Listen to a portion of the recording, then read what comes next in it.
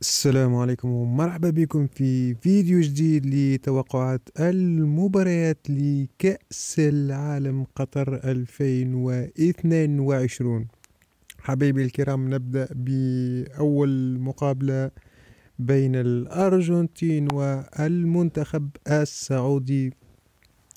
المنتخب السعودي صراحة ضعيف جدا، والمنتخب الأرجنتيني يأتي خلف المنتخب البرازيلي ب39 نقطة. محقق آخر مرة في 11 انتصار وستة تعادلات، وسجل على ما يقل من 40 هدف. صراحة هذه المقابلة احتمال أن تفوز الأرجنتين ب4 أهداف مقابل لا شيء، وسوف تشهد المقابلة مقابلة استعراضية من المنتخب الأرجنتيني. نشوفوا المقابلة اللي بعدها، وهي بين المنتخب الدنماركي والمنتخب التونسي. صراحة الفريقين لم يتواجها في أي من مقابلة رسمية، لذلك الدنمارك يأتي في الترتيب العاشر حسب ترتيب الفيفا، والمنتخب التونسي يأتي في المرتبة 50 حسب ترتيب الفيفا. الفريقين لم يتواجه في أي مقابلة رسمية.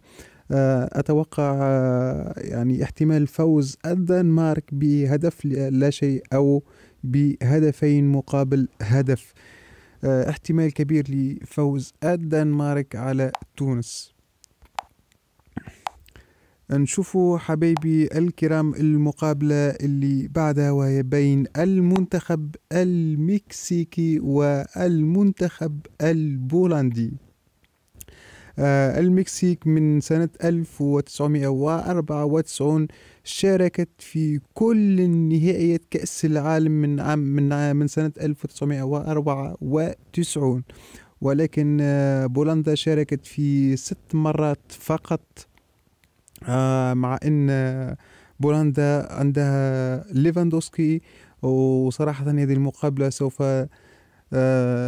تشهد أهداف بين الفريقين، ولكن الاحتمالية الأكبر تكون فوز المكسيك بهدف لا شيء أو هدفين مقابل هدف للمنتخب المكسيكي، والاحتمالية الأكبر هو التعادل بين الفريقين، لأن المنتخب المكسيكي والمنتخب البولندي شاهدناهم في المقابلات الودية يتشابهان في اللعب بين بعضهم، يعني اللعب متشابه لكلتا المنتخبين. احتمالية التعادل أكثر شيء، أو فوز المنتخب المكسيكي بهدف مقابل لا شيء، أو تنتهي بهدف مقابل هدف. نشوفوا المقابلة اللي بعدها والأخيرة بين المنتخب الفرنسي والمنتخب الأسترالي. المنتخب الأسترالي ترشح، يعني تجاوز مرحلة المجموعات في سنة 2006، وسجل هدف على المنتخب الفرنسي، ولكن المنتخب الفرنسي هو منتخب عنيد وقوي.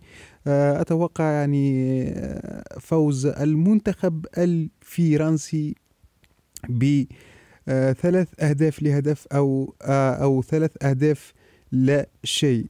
يعني الاحتمالية الأكبر هي فوز المنتخب الفرنسي ب3 أهداف مقابل هدف. يعني أتوقع أستراليا سوف تسجل هدف على فرنسا.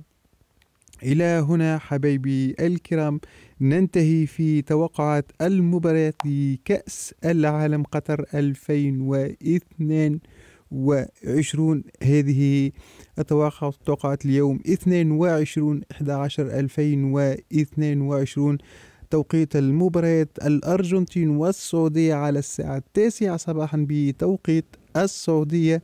تونس والدنمارك على الساعة منتصف النهار بتوقيت السعودية.